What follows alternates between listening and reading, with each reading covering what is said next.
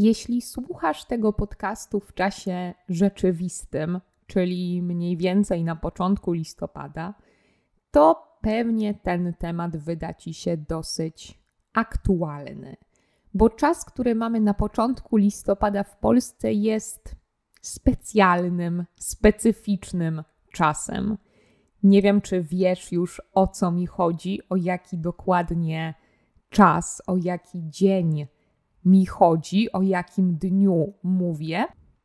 Oczywiście mówię o 1 listopada. 1 listopada w Polsce mamy Dzień Wszystkich Świętych. Dzień Wszystkich Świętych to szczególny dzień w Polsce, bo bardzo często, nawet jeśli nie jesteśmy bardzo religijni, to mimo wszystko odwiedzamy cmentarze. Na cmentarzu zapalamy znicze i kładziemy kwiatki, zanosimy kwiatki. Najczęściej są to chryzantemy. Potem te cmentarze wyglądają bardzo ładnie, bo są oświetlone i pełne świeżych kwiatów. Nie wiem, czy miałeś już okazję zobaczyć taki cmentarz w Polsce na początku listopada, ale jest to szczególny widok. Może nie jest to zbyt radosny temat, ale dzisiaj chciałabym opowiedzieć Ci o jednym cmentarzu. O cmentarzu chyba najbardziej znanym, jeśli nie w całej Polsce, to na pewno w Warszawie, o Powązkach. Ale zanim zaczniemy, jeszcze się przedstawię. Jeśli jeszcze mnie nie znasz, to mam na imię Ania. Jestem nauczycielką języka polskiego jako obcego, a to jest Płynnie po polsku, kanał i podcast dla osób, które uczą się języka polskiego. Pamiętaj, że ten podcast możesz wysłuchać na różnych platformach, między innymi takich jak Spotify czy Google Podcasts, ale znajdziesz go też na moim kanale na YouTubie razem z napisami po polsku i po angielsku. Jeśli napisy Ci nie wystarczają, to pamiętaj, że na mojej stronie internetowej płyniepopolsku.pl zawsze jest transkrypcja do moich podcastów. A jeśli chcesz jeszcze więcej, to pamiętaj, że od niedawna mam Patreona. Możesz zapisać się na mojego Patreona, wybrać swój próg subskrypcyjny. Są 3 progi subskrypcyjne do wyboru. Na każdym z nich dostajesz do każdego podcastu i do każdego filmiku dodatkowe ćwiczenia i listy słówek w PDF-ie.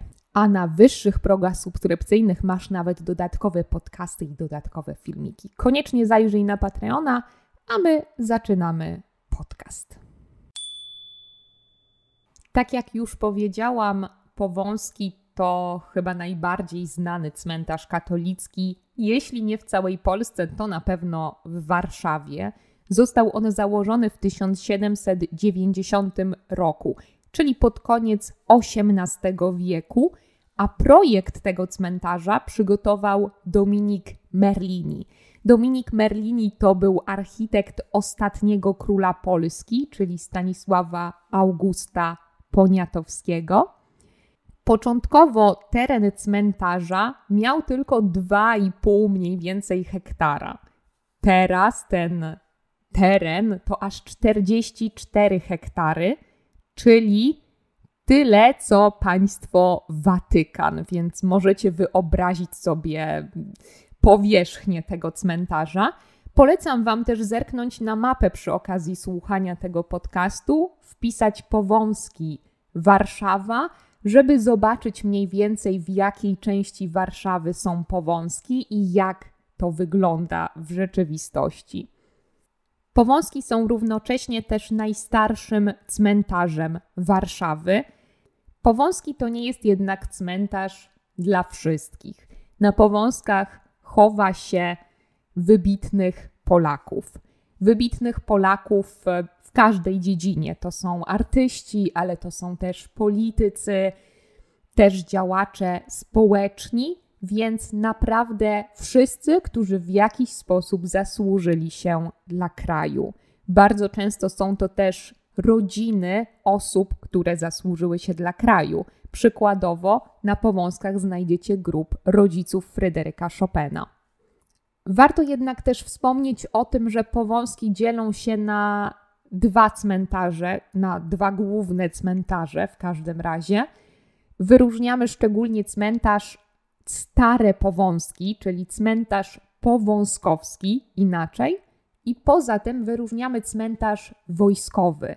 Na cmentarzu wojskowym, tak jak sama nazwa wskazuje, znajdziecie groby osób, które w jakiś sposób zasłużyły się w walce Polsce. Na przykład wszyscy żołnierze, którzy brali udział w powstaniach i w wojnach od połowy XIX wieku, ale też harcerze, którzy brali udział w wojnie, na przykład II wojnie światowej. Natomiast na cmentarzu powązkowskim, czyli na Starych Powązkach, czyli tym głównym pierwszym cmentarzu, bo był to ten pierwszy cmentarz, tam znajdziecie, tak jak powiedziałam, wybitnych pisarzy, artystów, ale też uczonych, polityków itd.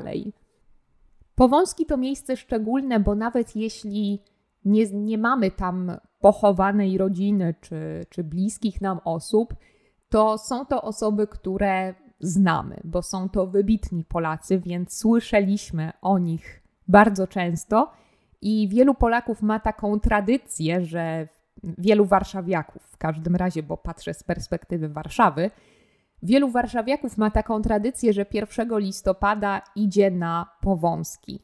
Idzie na spacer albo zapalić znicz na którymś z grobów, tak po prostu. Pamiętam, że w moim liceum mieliśmy taką tradycję. Uczyłam się w liceum w Warszawie, do którego chodzili harcerze, którzy brali udział w II wojnie światowej.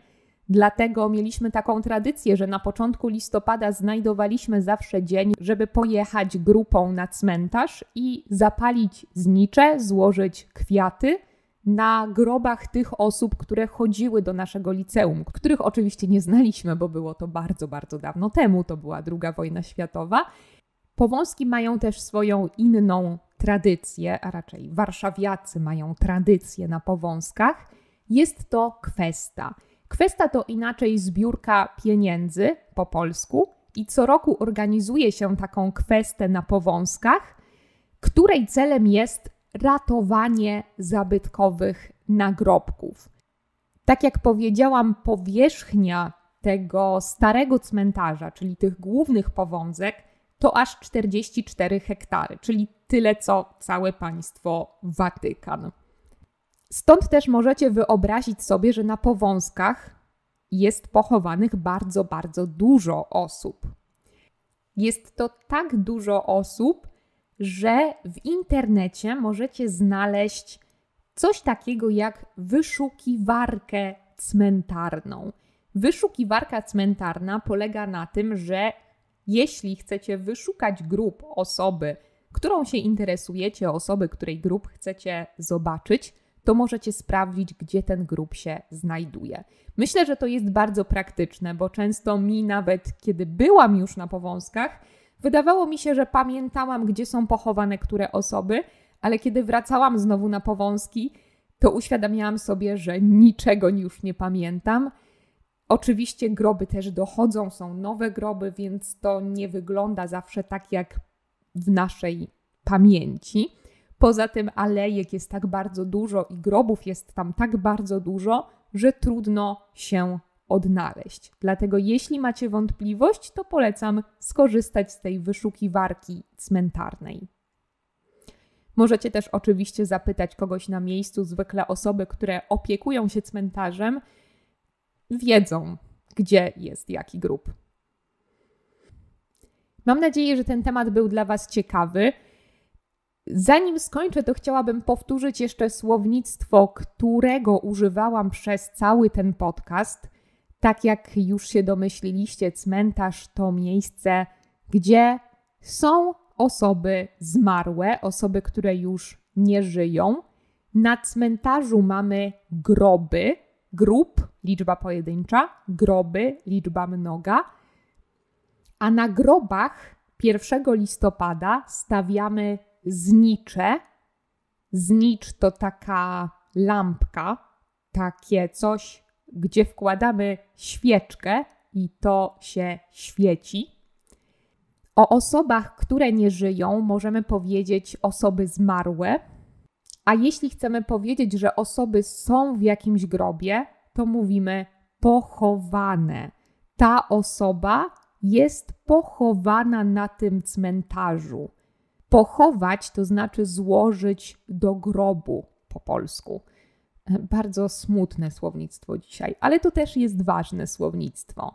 Więc pochować. Ktoś jest pochowany. Na przykład Leopold Staff, znany polski poeta, jest pochowany na Powązkach. Ważne słowo. Bardzo dziękuję Ci za wysłuchanie tego podcastu. Mam nadzieję, że temat Ci się podobał. Jeśli chcesz zwiedzić Powązki, to bardzo Ci polecam. Bardzo polecam Ci spacer na Powązkach. Najbardziej polecam Ci go właśnie w tym okresie listopadowym, bo tak jak mówię, jest to taka polska tradycja, więc dobrze zobaczyć ten cmentarz w tym okresie.